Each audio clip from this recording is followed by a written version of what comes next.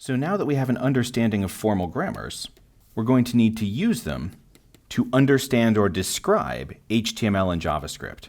We're going to design together formal grammars that exactly capture HTML and JavaScript, or at least interesting subsets of them. If we were trying to understand English sentences, there's a special kind of diagram we could make. Here I have a very high-level partial grammar for English. A sentence has a noun phrase, a verb phrase, and an object. A noun phrase is just a decorated noun, like maybe a noun with an adjective in front of it. A verb phrase is a decorated verb, maybe a verb with an adverb in front of it. And then the object could be a noun phrase or a noun or something more complicated. So for example, here's a sentence: Wes reads Romance of the Three Kingdoms. Now there are various different ways to diagram English sentences. We'll do something relatively simple.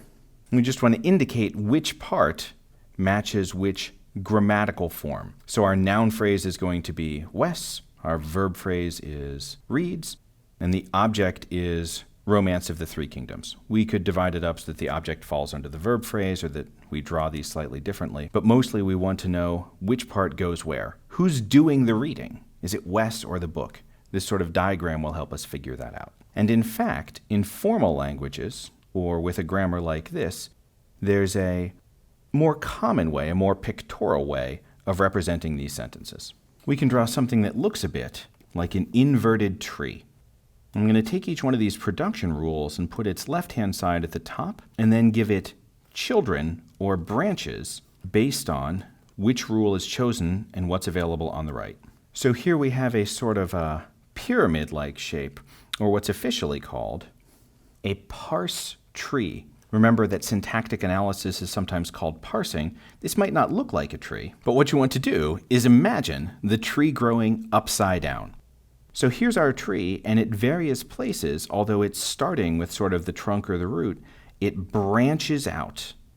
And all of these intermediate parts in the tree represent non-terminals in the grammar, and all of the leaves right at the end represent terminals or tokens in the final sentence or utterance.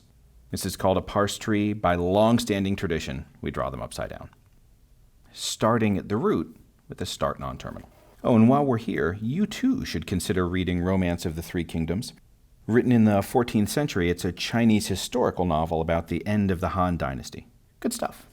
So here's one of our favorite grammars from before, a simple arithmetic expression grammar.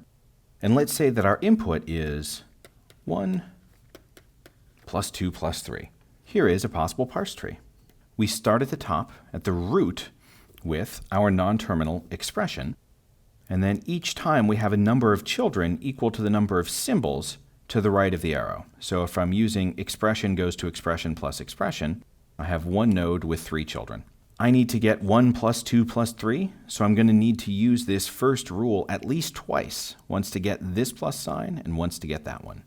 So here I'm using it once, one instance of rule 1, and here I'm using it twice, another instance of rule 1. You'll note that they overlap. The first time we used this rule, we started drawing this part of the tree. This expression node was the result. The second time, it was the thing we were choosing to expand. This is normal. This represents the recursive structure of a grammar. In a parse tree like this, these parts at the end that have no children are called leaves, and the parts in the middle are called nodes. Sometimes the leaves are called leaf nodes, which is a bit ambiguous. These are always going to be terminals. Intermediate nodes are always going to be non-terminals.